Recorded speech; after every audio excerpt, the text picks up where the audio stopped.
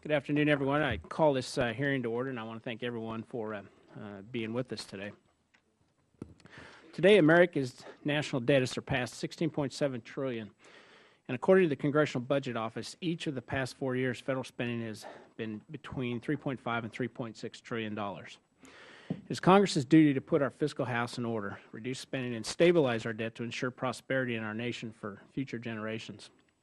In order to do this, we must ensure that taxpayer dollars are being spent wisely and not on overlapping, fragmented, wasteful, or duplicative federal programs.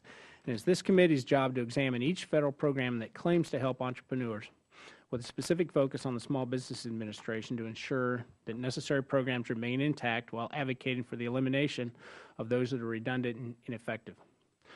Unfortunately, it has become clear that the numerous entrepreneurial assistance programs run by the federal government are all engaging in similar activities with no true metrics to determine which programs are truly beneficial to entrepreneurs.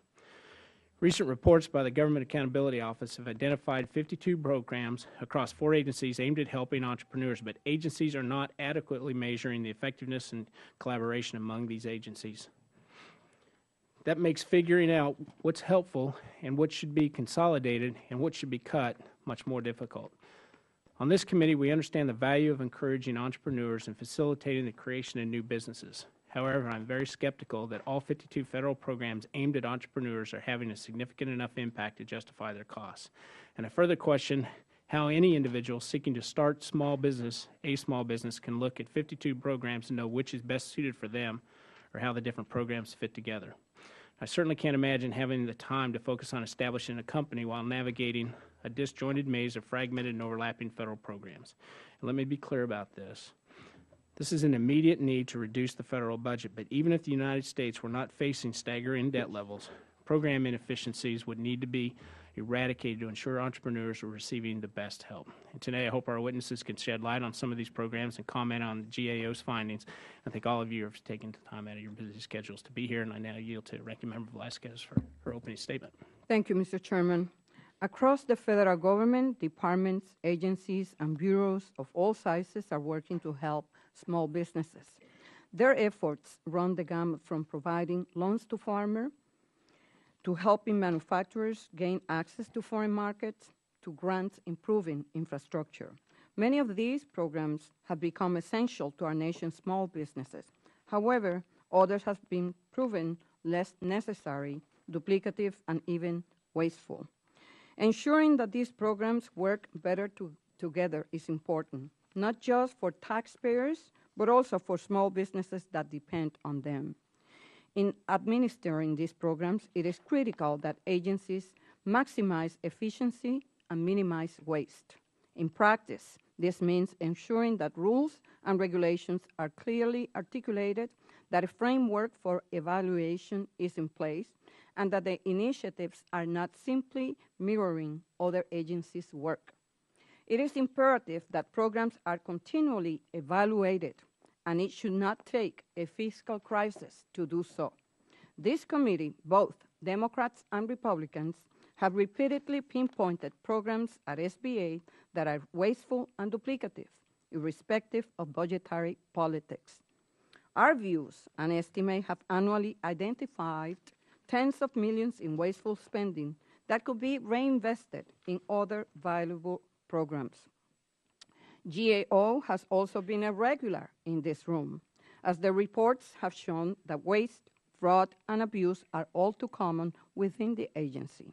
From the Hub Zone programs to disaster lending to coordination between the SBA and agriculture, the GAO has recommended improvements, many of which have been enacted into law.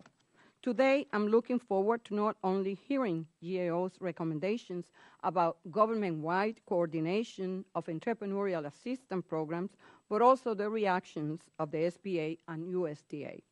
Oversight is not only a responsibility of Congress, but also for the agencies we oversee.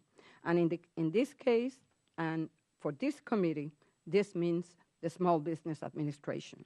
Unfortunately, in this regard, the agency has not met expectations. It has established unauthorized pilot programs without any performance measures. While these initiatives cost taxpayers millions of dollars, the agency has failed to use objective metrics to quantify their success or failure. In the last 3 years, SBA requested funds for 7 pilot programs, including the Small Loan Advantage and Community Advantage Program, the Impact Investing and Early Stage Innovation Funds, regional clusters, the Distant Learning Portal, and the Emerging Lender Programs. The last 3 of these alone cost $15 million. That is more than what we spend on the Women's Business Centers, an initiative that is authorized, has performance measures, and is regularly overseen by Congress. While the original intent may be admirable, once launched, these pilot programs often take on a life of their own, drawing funds away from proven initiatives. Even among programs that we know work, there is a need for better harmonization. In its recent report, GAO found that agencies do not coordinate their services. If they did, the government could lower administrative costs and leverage each program's unique strength.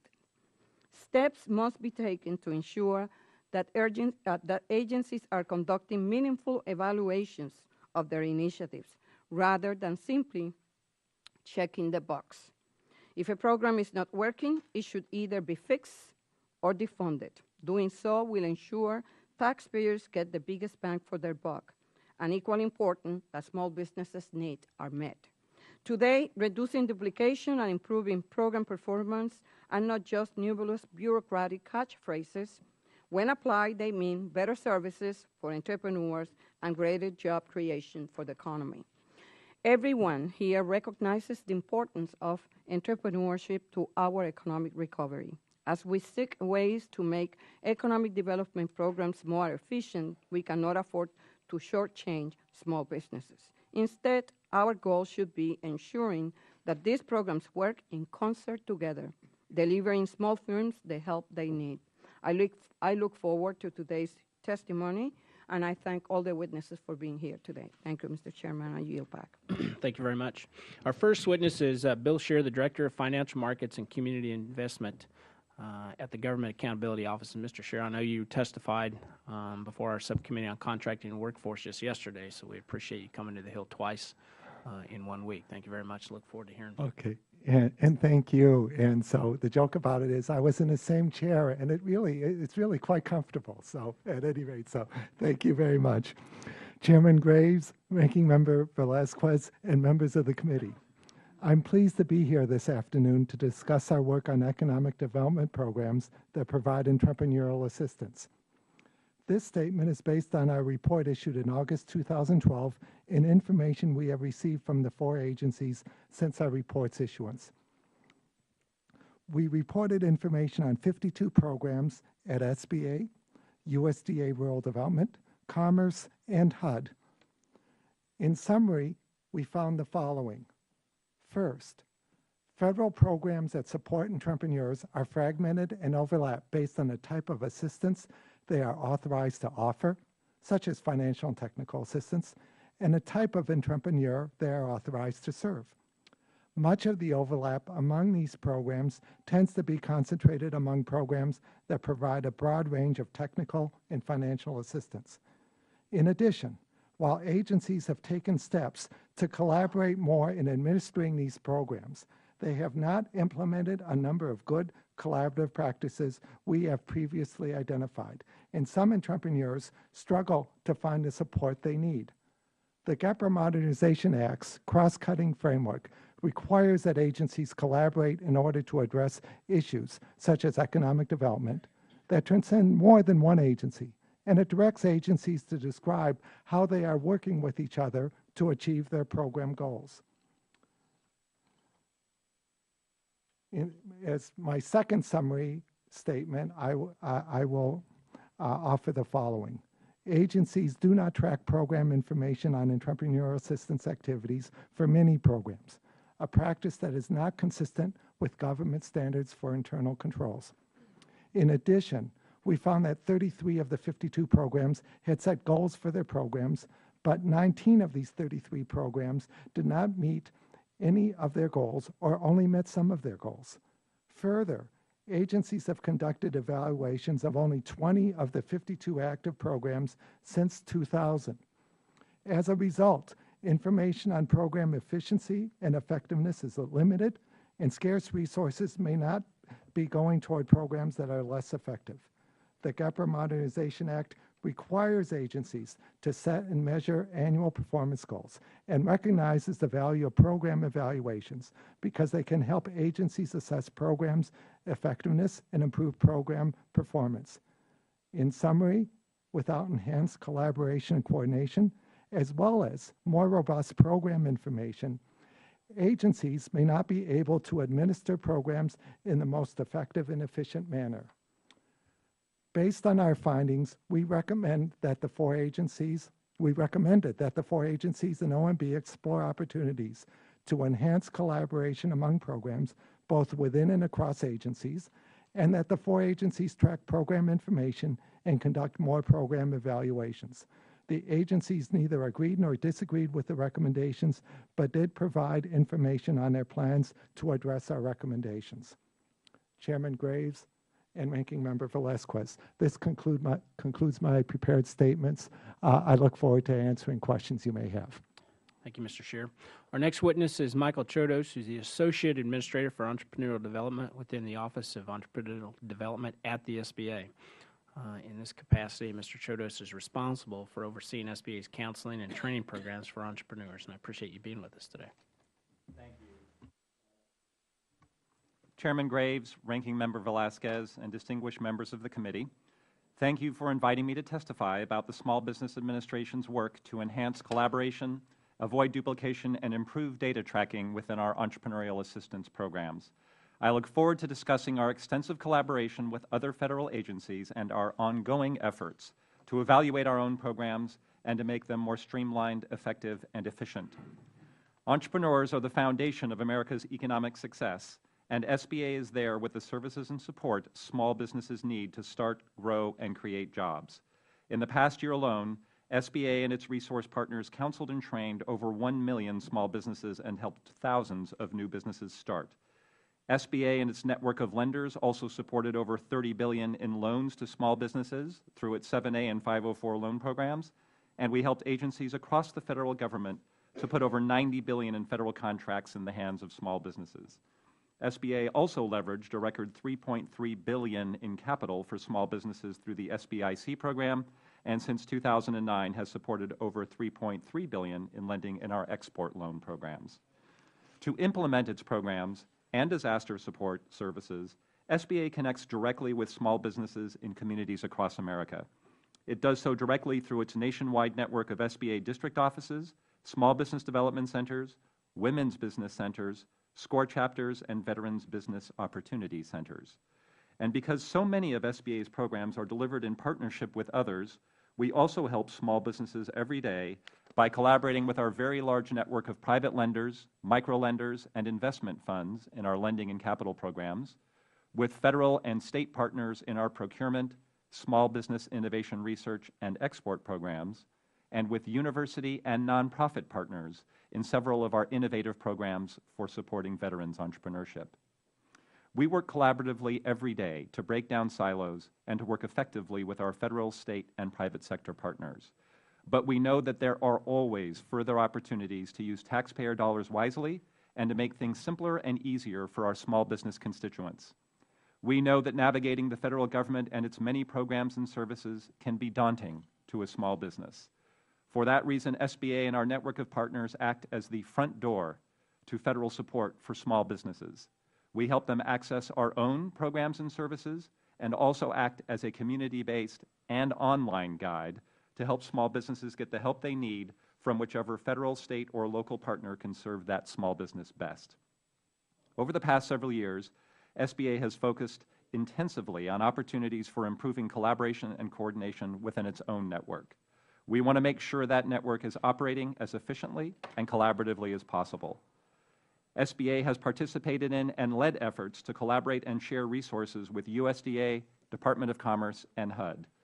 For example, SBA has been working with the Department of Commerce and numerous other federal agencies on developing businessusa.gov, the comprehensive one-stop platform for businesses looking to access information, resources, programs, and services available through the federal government. While more work remains to be done, I am very proud of our accomplishments and progress in the area of collaboration to date. A great deal of the credit should go to our SBA district office leadership, national, state, and local leadership in our SBDC, WBC, and SCORE networks, and our cluster administrators and other partners. In addition to our work fostering collaboration within our own SBA family and with other agencies, the agency has been working intensively on ways to improve the measurement and evaluation of our programs. Starting in 2012, OED, which is the office which I lead at the agency, undertook a comprehensive modernization project for our resource partner data collection system known as EDMIS to enhance current data fields, improve budget and performance integration capabilities, and expand reporting capabilities. Additionally, we are also working with all of our resource partners to identify and align all of our respective surveying, polling, and impact study methodologies to harmonize the data collected through these efforts and to have a coordinated set of data sources between the agency and its partners. In closing, I want to thank you for the opportunity to testify before you today. SBA, its resource partners, and its many lending, federal sector, and other partners share the common goal of collaborating, supporting, and strengthening America's 28 million small businesses. Through enhanced collaboration, improved metrics, and new service delivery tools, we are building an entrepreneurial ecosystem for the 21st century and beyond. I look forward to answering any questions you may have. Thank you. Thank you, Mr. Cherdos. Our final witness is Doug O'Brien, who's the Deputy Undersecretary for Rural Development at the U.S. Department of Agriculture.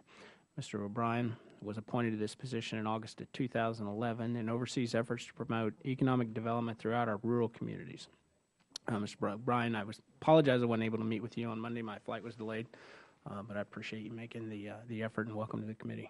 Chairman, I appreciate the opportunity to appear before the committee today. Ranking Member Velasquez and members of the committee, thank you for this opportunity to discuss USDA Rural Development's role in supporting economic development of our nation's rural communities. Since 2009, President Obama's support for rural America has brought about historic investment in rural communities that has made rural America stronger and more vibrant. Rural development has directly invested or guaranteed more than $131 billion over the last 4 years in broadband, businesses, housing, safe water, community facilities, and more that have benefited not only the communities our agency serves, but the nation's overall economy.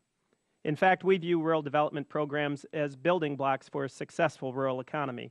Quality infrastructure encourages business and economic growth, which in turn encourages housing development to serve the influx of new employees, and leads to additional necessities such as schools, hospitals, and emergency resources. Our programs address all of these needs. Congress had the forethought to strategically place comprehensive programs for rural America in one agency, USDA Rural Development. Perhaps most importantly is how rural development provides these critical programs. With more than 400 offices in rural communities across the country that provide us the ability to work directly with stakeholders that many times do not have the capacity to otherwise access federal programs. To make sure that the community economic development mission is met, we've always looked for opportunities to collaborate with other agencies to get the best results possible in rural communities. Engaging with members and stakeholders in the White House Rural Council has opened doors to improve cooperation. Last summer, I participated in the Regional Innovation in Rural America Forum to develop strategies for leveraging infrastructure investments in rural communities that create jobs and boost economic development. 2 programs highlighted at this forum were the Rural Jobs and Innovation Accelerator Challenge and the Stronger Economies Together initiative. The Rural Jobs and Accelerator Challenge leverages existing financial and technical assistance resources from 13 federal agencies and bureaus. To date, projects across 12 states have received federal funding to help strengthen regional industry clusters by identifying and maximizing local assets, connecting to regional opportunities, and accelerating economic and job growth across rural regions. Meanwhile, the Stronger Economies Together, or SET, initiative enables rural communities and counties to work together to implement multi-county economic blueprints to build on a region's current and emerging strengths. Rural Development launched this initiative with land-grant university partners and regional rural development centers 2 years ago. SET is now active in nearly 40 regions in 19 states. Over the past year, we have further strengthened our collaborative efforts with the Small Business Administration. We held a series of USDA and SBA joint roundtables across the country focused on increasing investment in rural communities. The meetings have presented opportunities to hear from stakeholders of both agencies about the challenges and benefits of investing in rural America. In response to these discussions, leaders from our rural business team have been meeting with SBA to increase micro-lending availability to rural constituents. We determined from these roundtables that there are substantial amounts of resources and revolving funds created through several of our programs that are available for increasing investment in rural communities. We are actively pursuing the relending of these funds. And participants in these discussions include our revolving fund partners, SBA, SBA-certified development companies, small business development centers, commercial lenders, and other community and economic development stakeholders. This is important in light of the challenges entrepreneurs face getting financing in rural areas where lenders are often small and less likely to shoulder the risk alone, particularly during an economic downturn. Building on these successes, USDA signed an MOU with the American Association of Community Colleges to strengthen rural economies throughout the nation. National, state, and local staffs around the nation are diligently working to find ways to coordinate with stakeholders and colleagues and other federal agencies to leverage resources and create jobs. For example, USDA Rural Development in California has recently joined into a memorandum of understanding with the California Community College's Chancellor's Office. In conjunction with this effort, the two agencies are partnering with local community colleges and small business development centers to present capital readiness events throughout the state. And these events provide information and resources for small businesses seeking financing. These are just a few of the examples of USDA's collaborative efforts with other agencies across federal government to support rural communities that are fostering economic development. Leveraging federal resources to more effectively support economic development efforts continues to be an agency best practice. I'm proud of our record of collaboration and meeting increased demand for our services in the face of declining funding levels and significant staffing losses. In spite of those challenges, rural development has been able to maintain a unique connection to rural America, a connection like no other federal agency, by aggressively implementing the Secretary's Blueprint for America and Rural Development's economic development strategies. I appreciate the opportunity to join my colleagues from SBA and GAO to testify before members of the committee today, and I welcome the chance to answer your questions, and thank you for your support for rural development programs. Thank you very much, Mr. O'Brien. We're going to start with Mr. Holzkamp. Thank you, Mr. Chairman. Ms. Scheer, I appreciate your returning to the committee. I also appreciate the brevity. You had 1:25 left in your time, and well recognized for that. But I have a follow-up question, particularly a tough one. And if we're looking at these programs, and again, many different programs across multiple agencies, are we able to compare the performance or efficiencies of these programs one to another? It's a very good question, and it is a very difficult question. And the general answer to that is no. Each program has program metrics looking at the attainment of certain goals, which there's some differences among them, but the idea is that those metrics provide an opportunity to kind of track kind of outputs over time, such as number of businesses assisted, things of that nature. So they're more of an output oriented, but they don't get to the issue of the effectiveness of the programs. And this is one reason why we say that, especially for the programs that don't meet their goals, but even those that do, evaluation is important, where you're trying to benchmark to some degree what would happen without the program and saying, how well does the program work at serving its particular mission, such as training and counseling, and how well does it help the small businesses that participate in training and counseling, as one example. Well, and so how do we then, does that mean that we just don't have the data? But we're on the other side of the table, and we've got a multitude of programs here, two different agencies represented today, and it's time to pick or choose when we've got a $16.7 trillion deficit. You're telling me that either, number one, we don't have the data, or even if we did have the data collected, we still couldn't compare and say, hey, this program is something worth keeping compared to another program.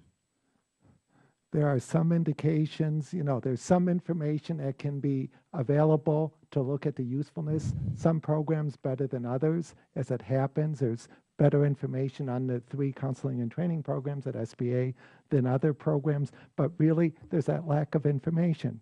To give you an example, when we issued our GAO-wide report last year, we thought we'd be making a recommendation to Congress, what we call matter for consideration, to tie funding more closely to demonstrate effectiveness. But we decided that was premature because the first step in that would be for the agencies that, based on further evaluation on our part, the agencies should have a requirement and should consider it their responsibility, both individually and collectively, to collect and evaluate information on how well their programs are serving the intended purpose. Yeah, I appreciate that. So let me ask the agency representatives here, and thank you for coming here. And by the way, Mr. O'Brien, later I'll follow up separately on RUS. We can actually make a key difference if we got a key decision out of that agency. But if you had to pick one particular program, gentlemen, in your purview that you'd say, hey, that's the least effective program in our department, would you please identify that for me?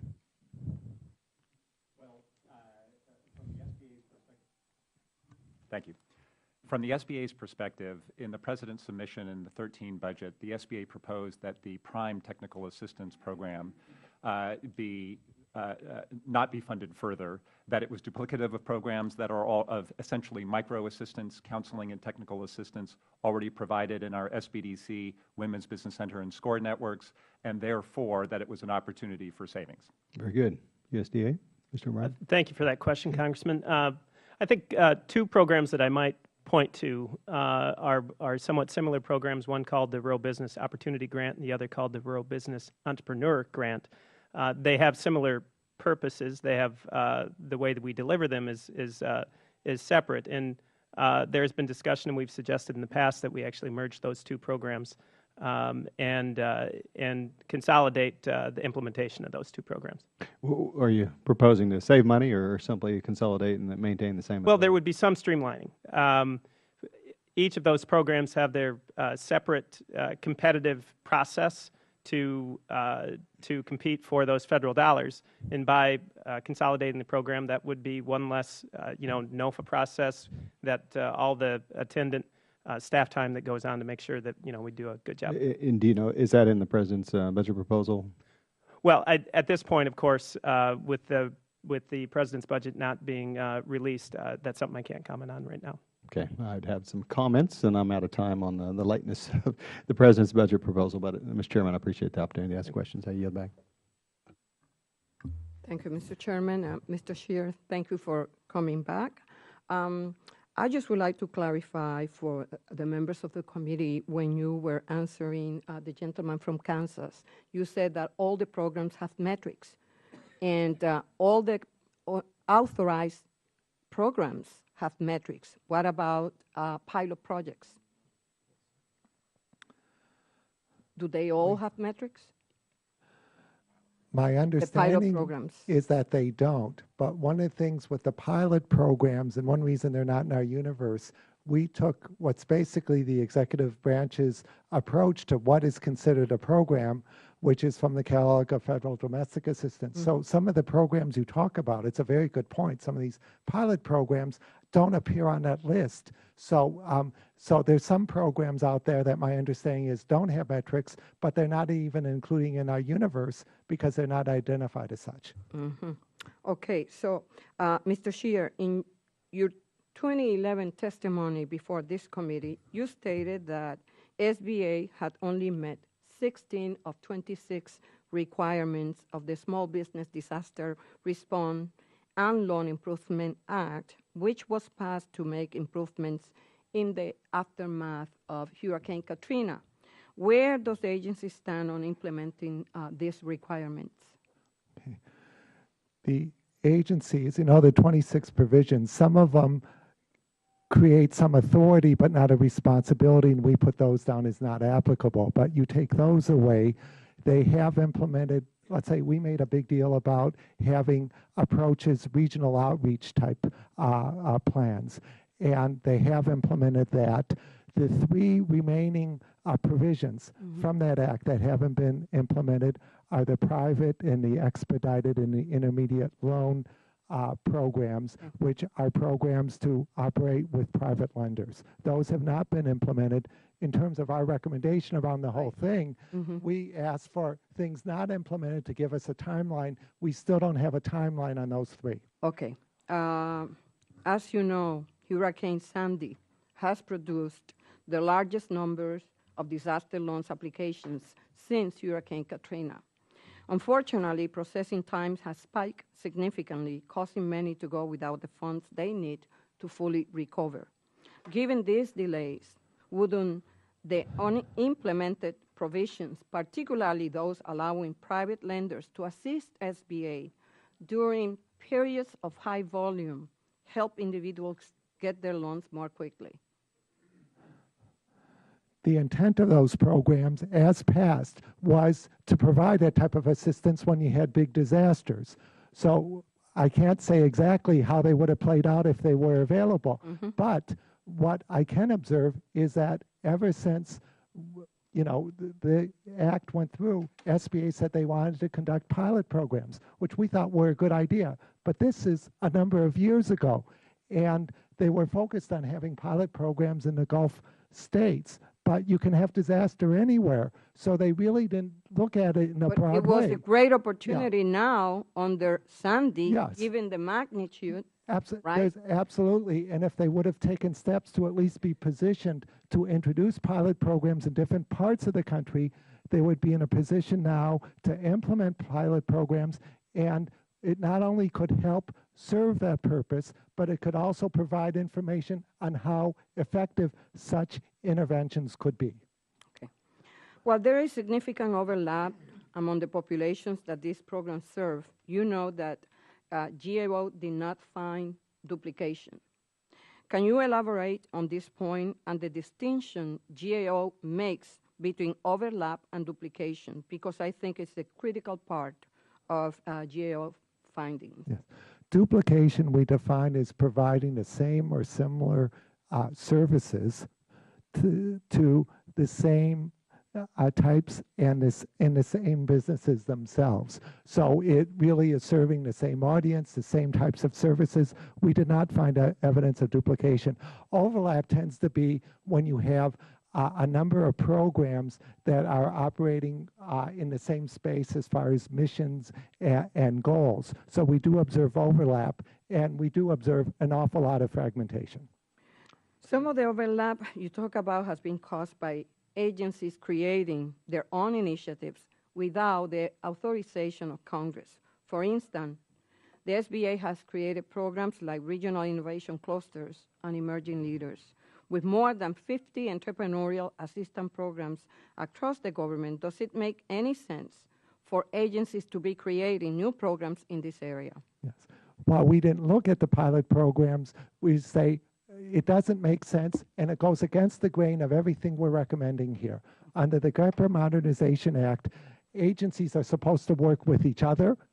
There's a priority goal established by the administration to serve entrepreneurs and small businesses, and no agency by itself in that framework and under the law as passed by Congress that everybody seems to have accepted, it is not appropriate for an agency to go off and create its own pilot programs on their own. It just isn't consistent with where we're going on this. Thank you, Mr. Scheer. Mr. Choros, SBA ED programs are funded through a salaries and expenses account, which will face a reduction of $22 million. That's correct. $22 million, right? Yes. Based on information we have received from your agency's CFO, it appears that SBA will reduce some of its entrepreneurial development programs by 8%, such as SBDC, and others by nearly nothing, such as microloan technical assistance and veterans assistance. I just would like to know, how did you arrive at these decisions, and why did they not apply 5% across the board? Thank you, Ranking Member Velasquez, for the question. The whole issue of how best to apply the application of sequestration cuts. I'm sorry. I need for you to answer my question. How did the agency arrive at the decision, and why did not apply the 5% across the board? You cut some programs at 8% and other programs at 5%. How did you get to that decision? I'll respond by saying this. The overall requirement was to cut 5% out of each major line item, budget item for the agency. The salaries and expenses account includes almost all of the agency's programs and services and expenses for salaries. The overall cut was required to be 5%. The agency engaged in a very deep analysis of where best to apply cuts either below or above that level in order to achieve the 5% cut across that entire bucket. So I hope you could share with the committee what were the metrics that you used to decide which programs to cut at 5 and which other programs to cut at 8. Well, explain to me, why did you decide to defund the PRIME program, that it happens to be the only program that provides technical assistance to low income, for example? Or why did you decide to cut 5%? Let's pick one. Emerging leaders. You train 300 at a cost of $3 million. Compare that to SBDC, that is only $2,000 per client, while Emerging Leaders, who is a pilot program with no metrics, costs $12,000 per client. Actually, the Emerging Leaders program does not cost $12,000 per client, and we do maintain metrics on all of our programs, including the two that you have mentioned, Regional Innovation Clusters and Emerging Leaders. We are highly focused on the need to maintain actual, meaningful measurements of not only participation and activity, but also outcomes in all of those programs, and indeed we do. These are, excuse me 1 second, these are your numbers. These are not my numbers. Emerging Leaders, 3,776 to train 300 individuals. Cost per training one individual through that program, if I do the arithmetic, is $12,500. I look forward to, and I'm happy to provide a detailed summary of all of the budget analysis and expenditures in the E200. This year's budget for the E200 program is approximately $1.2 million.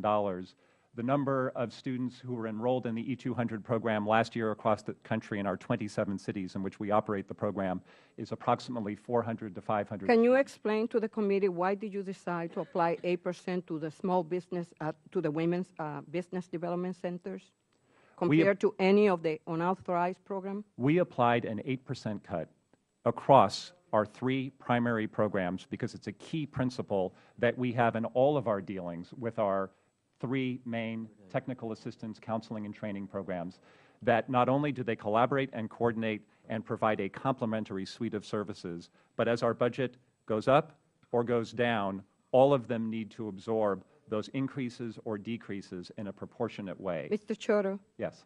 For the record, and this is my last question now, if you cut all the unauthorized pilot programs, that will add up to what?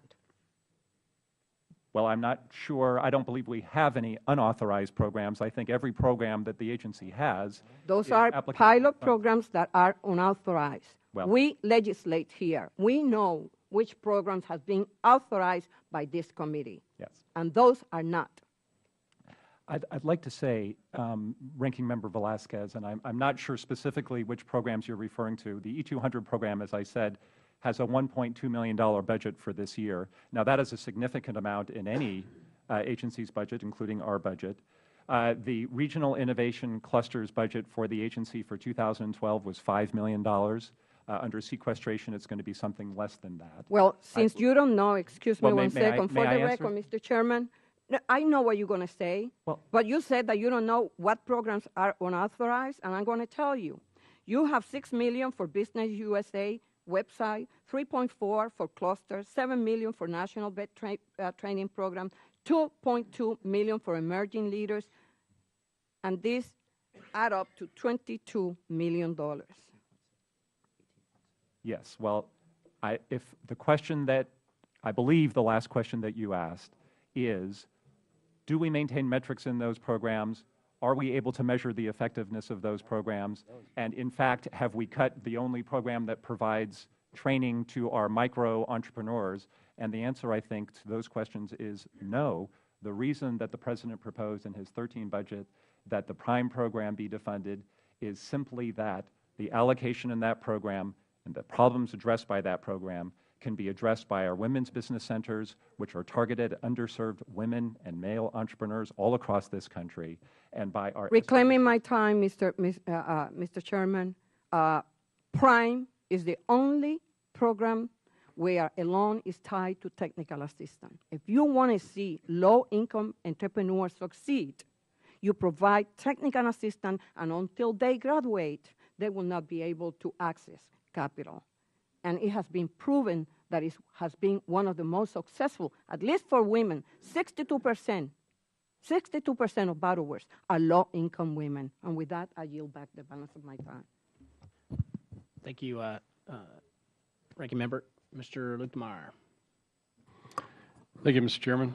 Mr. Scheer, you were talking a while ago about some of the programs were not, we did not evaluate them. They were not required by law to be evaluated. What's the penalty for not evaluating a program? We would hope that through hearings such as this and by initiatives by the administration, that there be a recognition that the demonstrated effectiveness of program should play some role in allocating resources. Okay, so what you're saying is, at this point, there is no penalty? There's no legal requirement. There's no outcome that we're looking for that will show some sort of a penalty for not doing evaluation on it. Is that right? The question there is almost like, how would you as a committee and the Congress and the administration respond in terms of agencies that run programs that don't measure effectiveness? Okay, we can't measure the effectiveness. Why should we continue to fund it? This is really, it's a great question, and it's one of the questions behind when we thought we were going to make the recommendation of tying funding to demonstrated effectiveness. In the absence of that, it's a difficult situation. You know, the gentleman from Kansas asked a great question, you know, with regards to, he pointed out the problem we have with our budget, and we're going to have to find some places where we're going to cut. And, you know, Mr. Chodos made the comment with regards to some of the things he was trying to do, but at the same time, if we have no measurement of any of the programs, on half the programs, I was going through here, we've got them highlighted. I mean, you look at some of this stuff. Some of the programs didn't meet goals, other ones met some of the goals. Some of them have information on them. Some of them don't have information on them. I mean, and then when somebody complains, well, we don't have any, you know, well, this is a great program and we've got to cut it, it's a bunch of nonsense.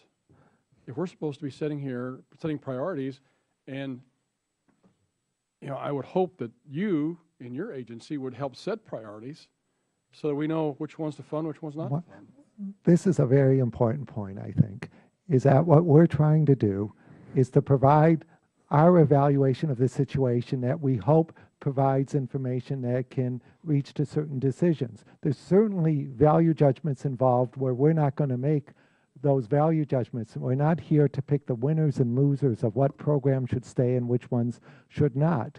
But we are trying to do our best based on the information that we could glean from these agencies of how well these programs are working.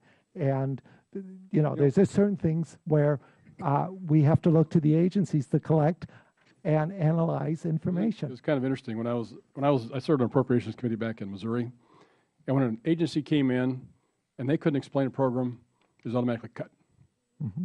And you should have seen the gasps from the rest of the crowd, who were all full of, the crowd was made up of all the people from the agency. But that's how we got their attention, and that's how we managed our budget. This is ridiculous. Mr. O'Brien. You know, the title of this hearing today is Examining Inefficiencies and Duplication Across Federal Programs. And I fail to see anywhere in your testimony, or hearing you testify today, anywhere where you talked about streamlining any programs. All you talked about was collaboration. Is there any place in the USDA that you are streamlining? Yes, and I thank you for that question, Congressman. Why wasn't it in your testimony? There, I believe, actually, in some of the written testimony there was. Some of it should have been in the oral testimony. Okay. One thing I'd like to highlight on streamlining.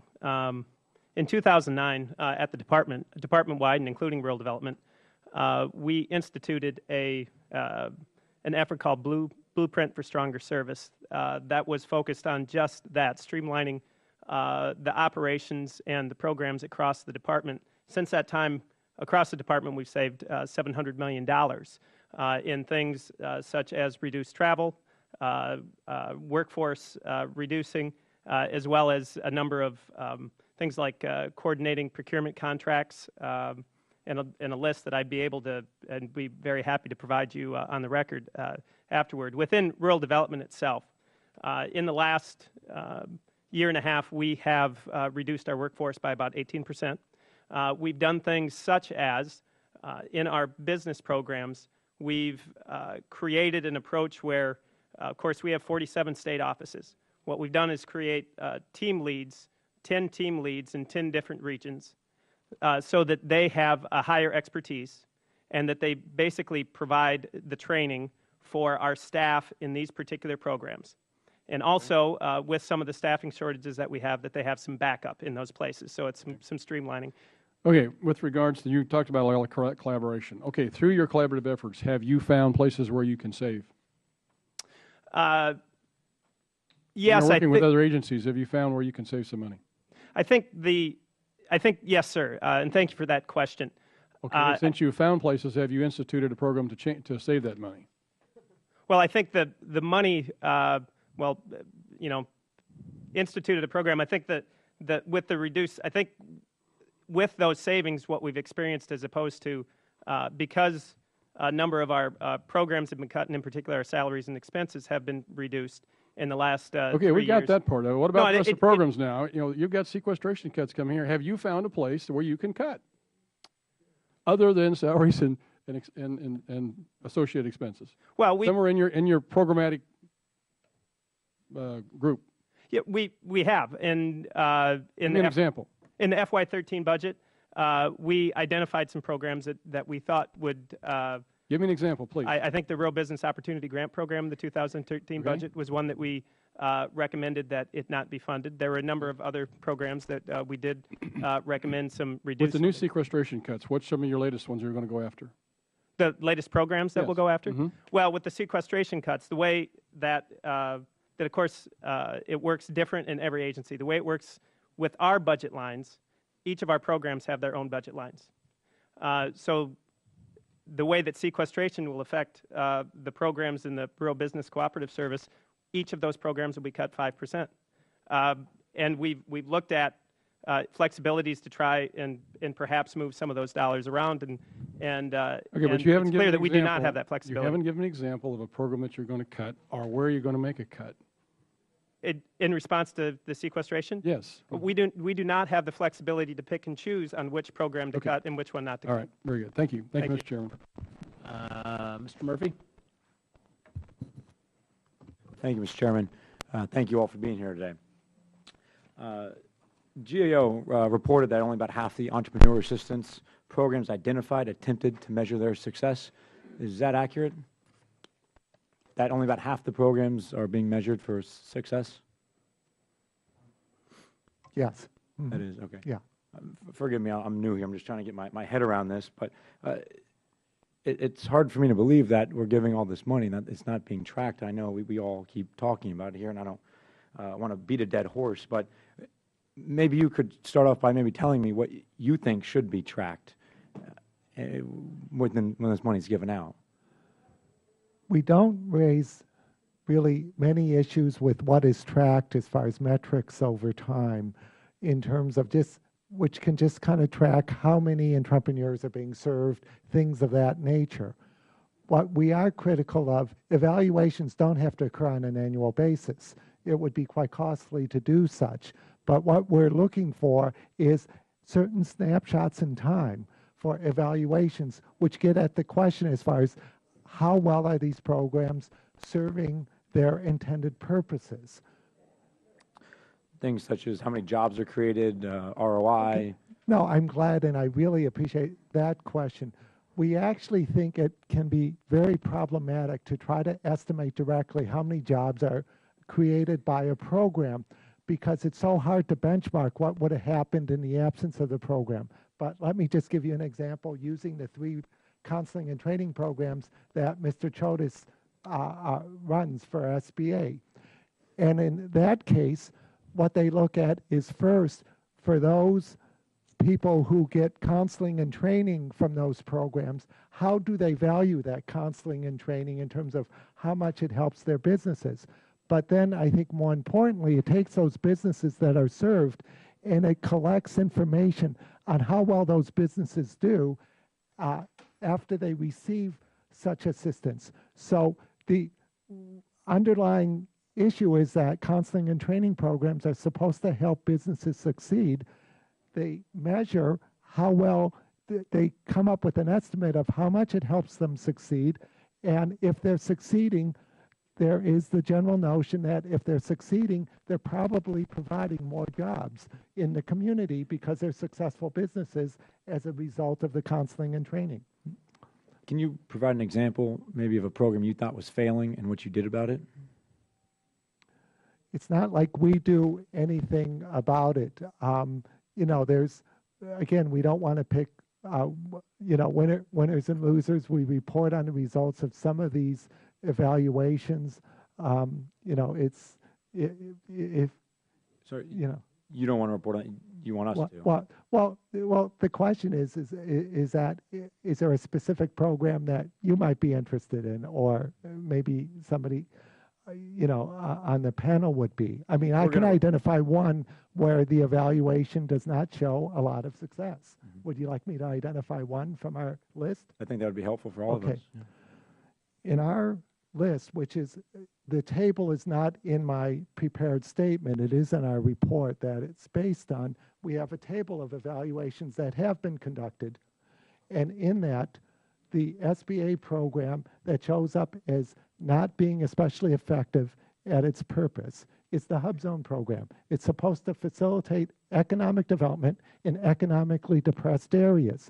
And the evaluation conducted on that program suggests that that due to the kind of the small nature of the dollars involved over the very large geographic area, that the program has not facilitated economic development, which is the purpose of the program. So that's one program. I'm not saying that, you know, I hate picking one program, but that's one program which, if you read the table in our report, I think it stands out. Thank you for that. And since we don't have the measures, and since it seems maybe perhaps more complicated for you to give us employment numbers, ROI, that sort of thing, do you provide other areas that we can cut, other programs instead of that one in particular? I mean, is there a whole list of them, and that goes for all 3 of you? We're not picking the winners and losers, and part of it, and getting back to the very good question. So you need to give us the information to be able to do so, correct? It's like for us or the agencies to evaluate, and we're saying the agencies have a responsibility to collect and evaluate certain information. We collected an extensive amount of data from the agencies, and it only allows us to go so far in terms of what we can say about these programs or how the agencies use the information to administer the programs and to demonstrate effectiveness. And we can't make up data. We're a fact-based agency. So we've done what we can with the information made available, and among our biggest recommendations is that agencies, both individually and collectively, should be collecting information and evaluating information that tries to demonstrate how well the programs are working. Thank you. Mr. Chairman, would you indulge me 1 second to make a follow-up question regarding the Hub Zone program to Mr. Scheer? Mr. Scheer, the Hubzone program is supposed to provide economic development opportunities in low-income communities. Is that the case? Yes, right? it's to foster economic development. And Yes. is there any data to back this up? That the one evaluation conducted, and I'm just going to go through a couple steps. It's one of the things we recommended when we prepared a report on the HubZone program that was delivered to this committee in 2008, that there should be evaluations of the effectiveness of the program. SBA acted like they were going to evaluate, but the one evaluation of it by the Office of Advocacy is the one that does not show really that it has the impact. Thank you. The short answer is no. Yeah, the short answer is no. Yes. Mr. Collins? Thank you, Mr. Chairman. I'm relatively new here, and so I've been listening and watching, and I guess my take of what I'm hearing today, Mr. Scheer, is if you're the teacher, you're not giving very good grades to Mr. Chodos or Mr. O'Brien. So if I look at that as a report card, and I look at what we're talking about, a lack of coordination and efficiency and so forth, I guess some people know me around the country as the Pied Piper of Lean Six Sigma, bringing efficiency to government. I've done that. So I guess I've got a simple question. Some of the concerns I'm hearing Mr. Scheer bring up are just screaming for a master black belt to step in and take a project and process map one or two in the SBA, and in process mapping what those steps are, look for efficiencies, but more importantly, define outcomes, define metrics, come up with controlled charts where we say we don't measure it all the time. Well, if a process is properly set up, you'll get data at every turn that will give you your metrics. They're ongoing, hourly, daily, monthly, a snapshot, snap your fingers, you've got the data. And what I'm hearing is a lack of data, a lack of accountability, duplication, overlap. I mean, it's just screaming to me, let's maybe think about something out of the private sector. Lean Six Sigma is what come to mind. I mean, do you have a comment to make? Does that make sense to you? Is it something you might want to try, Mr. Chodos? Thank you, Congressman. Let me say, and I just want to make sure that we leave a proper impression and set of facts with the committee here today. The SBA's Office of Entrepreneurial Development engages in among the most robust tracking and metricing of outputs and outcomes across all of our entrepreneurial development programs of just about anywhere in the federal government. We track in detail demographic data about our clients, who they are, how big their business is, what their revenues are. Then we track what services we provide. Then we track what outcomes they report in terms of changes in revenue, changes in number of employees, job creation, job starts, business starts, that sort of thing. And then, in addition to the hard data, which is done on a client-by-client basis, we engage in annual evaluation through surveying of the clients who have received our services to find out attitudinal changes, management changes, and the effectiveness of the programs, and then we track cohorts over time to see how things have improved over time. We are deeply engaged in exactly the kind of process management that you are describing. We agree with you completely that it is critical. We recognize that improvements in performance analysis are an ongoing project. You never get it right just once and then stop. You do it on an ongoing basis. We are happy to work with the committee on an ongoing basis, as we do and would look forward to continue to do, to look at what we measure and how we measure it, and to find opportunities for making it even better. Mr. O'Brien, do you have a? Yeah, very quickly. I'll also, in sort of a two-part answer, is that at USDA Rural Development, we also track every one of our programs. We take the recommendations on how we improve that tracking, and in particular, how we can do a better job at program evaluation very seriously. And in fact, we're in the middle of a strategic plan right now on how we can do so.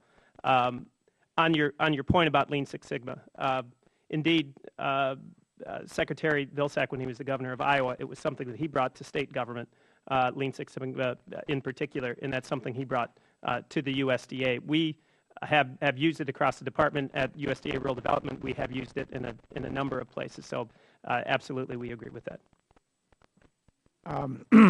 Well, I mean, that's encouraging. I'll just, not to go to the agriculture, it was just disappointing when Secretary Vilsack the other day said Lean Six Sigma won't work with food inspectors. It works everywhere. But, you know, I guess I'm hearing a little bit of a disconnect because it starts with the GAO report of all the opportunities, but then taking two isolated cases, everything's fine, but everything's not fine. So, Mr. Scheer, you want to comment on those two answers? One of the reasons why I refer to the counseling and training programs, which Mr. Chodos is in charge of, is that's one of the better examples where, so if you're saying what grade to get, his office gets one of the better grades, if not the best grade, among these agencies and for the programs within SBA. Compared with other SBA programs in other areas, his 3 programs come out the best. And one of the things that makes it attractive for me, when I'm asked questions about it, I can give an example of something that goes down the path that we're looking for.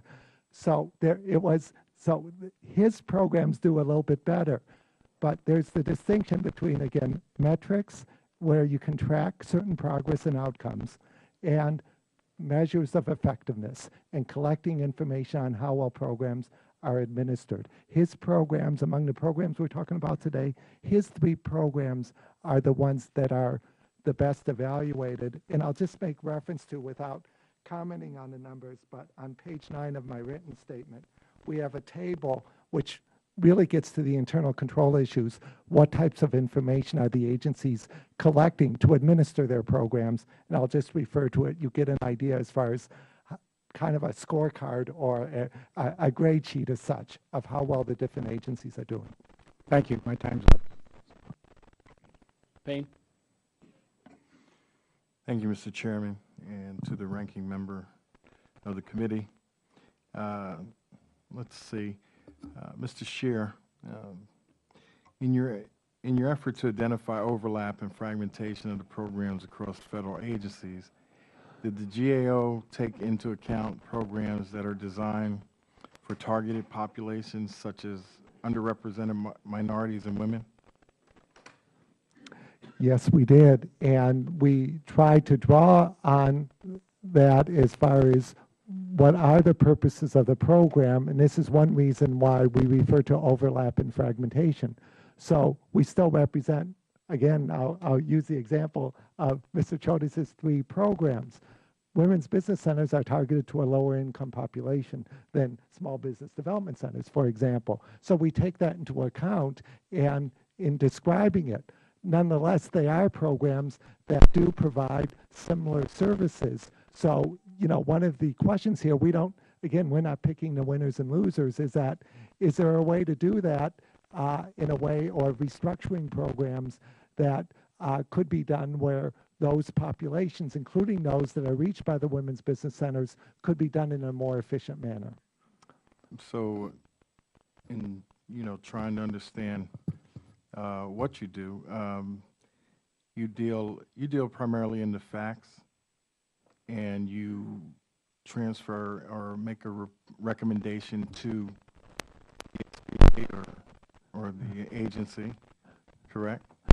Yes, we've made recommendations to the 4 agencies and to the Office of Management and Budget about serving entrepreneurs and small businesses. Okay, and the program that you did mention, HubZone, Yes.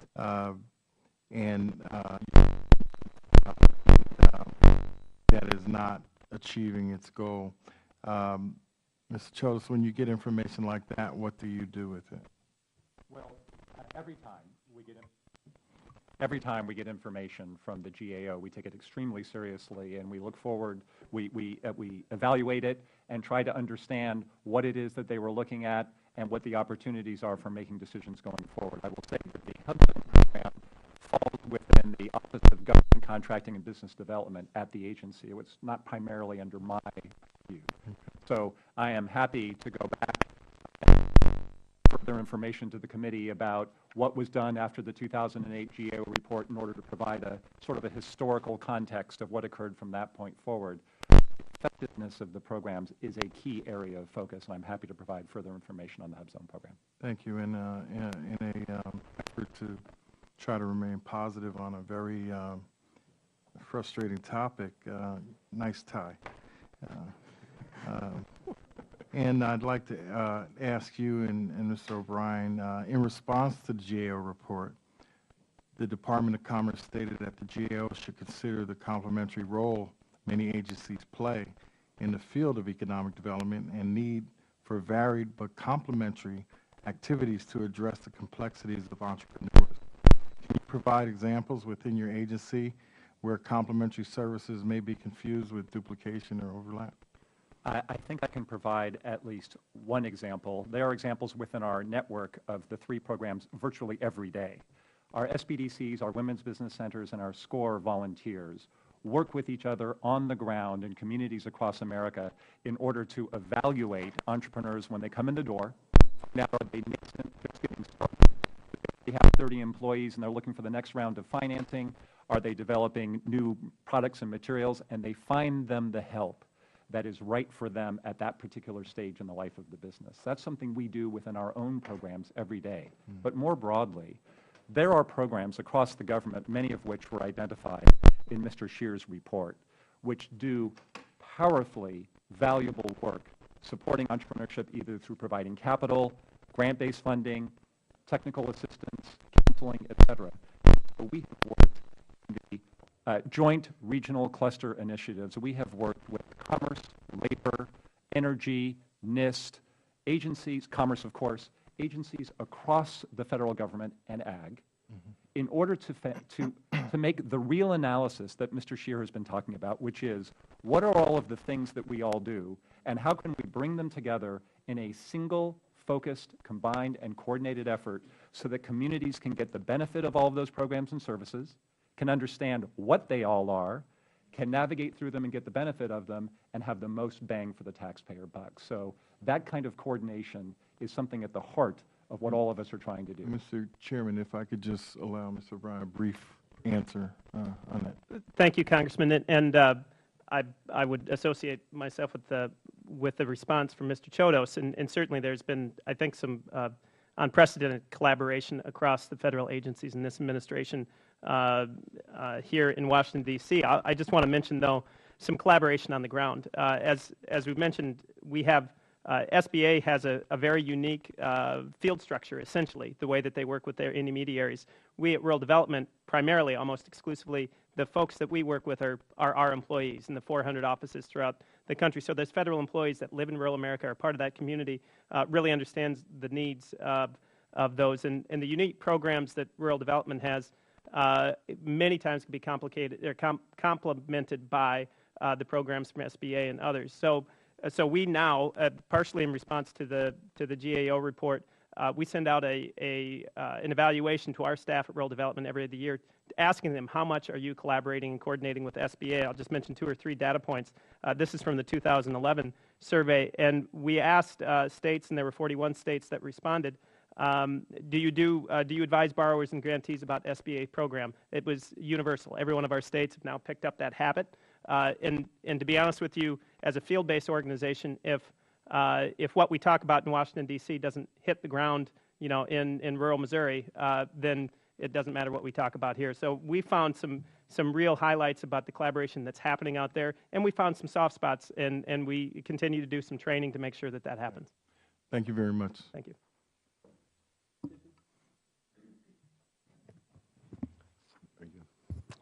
Thank you, Mr. Chairman, and I'd like to thank our panel for being here today. Mr. Chodos, I just want to make sure that I understood part of your testimony. You'd said that you're working USDA, SBA together to be able to recruit small businesses from rural communities into the Hub Zone program. Is that accurate? Yes, among the initiatives that we've undertaken with ag pursuant to our MOU, in addition to co-training and cross-referring through our field networks, is to try to spread the word about the availability of the Hub Zone program in order to make it more available and accessible to small businesses in rural communities, because many of our Hub Zones are in rural communities. Great. Then I guess I'd like to ask you a question on behalf of my rural communities. We have in Archuleta County 8.5% unemployment, Delta County 8.1%, Montrose County, 9.6% unemployment. Montezuma County, 7.9% unemployment. Ouray County, 8% unemployment. Rio Grande County, 8.6% unemployment. San Miguel County, 10.5% unemployment. And they just had their hub zone polled. How are you reaching out and helping those communities? All rural communities. I drive them. So what I imagine you're referring to is that there was just a realignment of all of the hub zone designations across the country as a result of the last census. And the agency does not dictate or decide what is a hub zone. It is determined by the census tract and the various data in the tract. I don't know specifically about what happened in the hub zones and the designations in those counties. I truly invite you to take a look at that. Yes. Because I just read your criteria. Every one of these counties, perhaps save the census, meet that criteria. May I get back to you with a specific county-by-county explanation of what occurred? I would certainly appreciate that. Yep. This is important for our areas, and I'd like to follow up on my colleague from New York's comments in regards to seeking out some volunteerism. You're familiar with SCORES? Extremely. SCORE is one of the networks Great. under my supervision. Right. You know, I just met with them yesterday, and SCORE's independent research of their 2012 client impact shows that they assisted over 38,000 businesses being formed, 82,000 jobs created. So they're obviously able to actually do some real measurement. So how does SBA use this data to be able to promote and advocate for SBA programs like SCORE that are effective and efficient? So as we describe the number of clients we counsel and train, the number of businesses that we start, the number of small businesses that we help counsel in specific areas, and the number of trainings that we offer, SCORE's figures are included within those, and if requested, I can give you very specific numbers for specific locations with SCORE. But let me just back up to say, there is no force in the world as powerful as that in the heart of a volunteer. We are so grateful for what SCORE and its 13,000 volunteers do across the country every day. They give of their own time and their own experience. We have a collection of over 300,000 years of accumulated experience in the SCORE network. And they go out into communities across the country every day and help small businesses start and grow by offering the benefit and the gift of their experience. No, It is no a powerful question. tool. You know, very positive, and I think Mr. Collins' point and my point is in tough economic times, let's take advantage of that and be able to promote it, because these are people that did grow businesses and do know how to be able to actually see the results and to be able to stick with the mentoring. Mr. O'Brien, I did want to ask you about the USDA rural development loans. I'm concerned about those. It's set to remove communities from qualification, I think, in March 27th. Similar issues that I'm talking about in regards to unemployment with the hub zone programs. We have two communities, Fruita and Palisade, in my district, that will lose their eligibility for this rural development loans based, again, on the latest census formula and calculation. The unemployment in these areas is about 8.4%. When a community is eligible to utilize the program for 10 years and then all of a sudden this is just pulled, can you see why folks in my district are actually angry about this? This is a rural we don't have a recession, we've got a depression going on there. Yeah. No, thank you for that question, Congressman. We certainly understand. We've heard from many communities and stakeholders who are concerned about the implementation of 2010 decennial. The three different laws that provide us the authority at rural development to implement our housing, business, and utilities programs, each of them essentially say that we must implement the programs pursuant to the latest census. Because of the new 2010 decennial data, it took us a little bit of time to be able to accumulate that data, and by that time we were in kind of continuing resolutions. Our general counsel advises that at the end of this continuing resolution, the one that we're in right now, we have a legal requirement to implement the law, which is to implement the 2010 decennial, unless Congress extends eligibility in the continuing resolution, which there is some language you probably know about in both of the vehicles that are out there right now. We understand it's a serious issue, but we look to the law for our authority. Thank you, Mr. Chairman. My time's expiring. There's a premise. Hi, Mr. Scherer. It's nice of you to be here 2 days in a row. Thank you. Thank you, Chairman. There's a premise that kind of overriding premise here that things are measurable, that somehow there's an empirical method to do with embodied in what you do and that you know how to apply it. I don't take that for granted. I doubt if you do either. But how much of what you do can draw the kinds of conclusions that we need to draw, and how much of what you do and all of you do that is fundamentally more subjective? And how do you decide how to weight all of that when you think, if that isn't too obscure a question? I think it's a very good question, and it's a good question to kind of draw the distinction of what we might do as a fact-based audit agency that doesn't make the value judgments. That doesn't make the value judgments, and the role of those of you who are put into the challenging position of determining the use of taxpayers' money.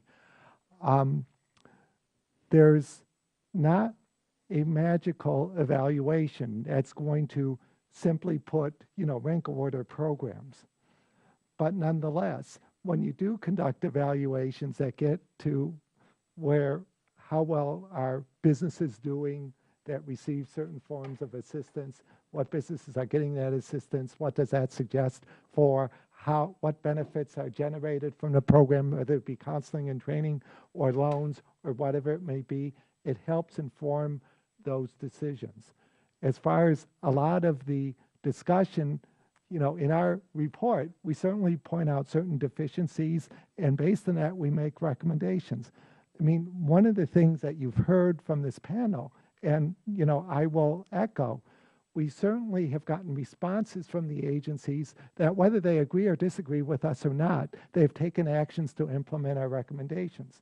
Now, as happens with committees across the government, and I'll say this committee, and which I've had the pleasure of working with for a number of years, is that there's a need to kind of follow up and just say, okay, are those actions actually being taken, and where are they leading to? It is promising to us that there's a cross-cutting goal that's been established by the administration to serve small businesses and entrepreneurs. But the idea is that we're looking for something much further. We're glad that there's MOUs between these two agencies and other agencies, but we're looking for, well, are you going to specify roles and responsibilities? Are you in those MOUs? Are you going to specify joint strategies for how to achieve things? And all that requires some form of evaluation. It doesn't necessarily have to be rocket science, but yet there just seems to be a lack of information used to figure out how to best serve America's entrepreneurs. Sure, and the interpretation of that has got to be an extremely difficult part, because it must be fraught with both empirical, mathematical, and subjective outcomes and processes. I guess my point is that if you make a mistake in this business in your analysis, it doesn't necessarily lead you to the conclusion that the program is good or bad. Is that fair? I think that, yeah, it's important to basically recognize whatever the limitations of your evaluation are, and to respond to the information based on that. So I would agree with that. Let's put it certain ways. There's certain times we've taken SBA data on, let's just say, their credit programs, their 7A program, and geocoded them so that we can analyze who's being served and things of that nature. There have been times where we take data that's available and we'll evaluate and we'll say how well we think a program is working or who it's serving. But in this case, there still is a lot of information out there that isn't being collected for anybody to evaluate. Thank you. I yield back. Any other questions?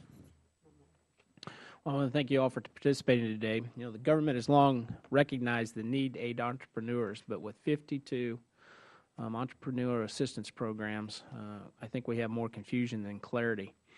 And sometimes we can do a whole lot more with less. And I hope today's hearing is going to inspire the USDA and the SBA to reexamine your collaborative efforts that truly align with GAO's recommendations and benefit entrepreneurs. And as we seek solutions to our budget crisis, this committee is going to continue to examine these programs and discover which serve entrepreneurs most effectively, and we're going to look for opportunities to replace the duplicative and ineffective programs. That's all there is to it. And with that, I'd ask unanimous consent that members have 5 legislative days to submit statements and supporting materials for the record. And without objection, that is so ordered. And with that, this hearing is adjourned. Thank you.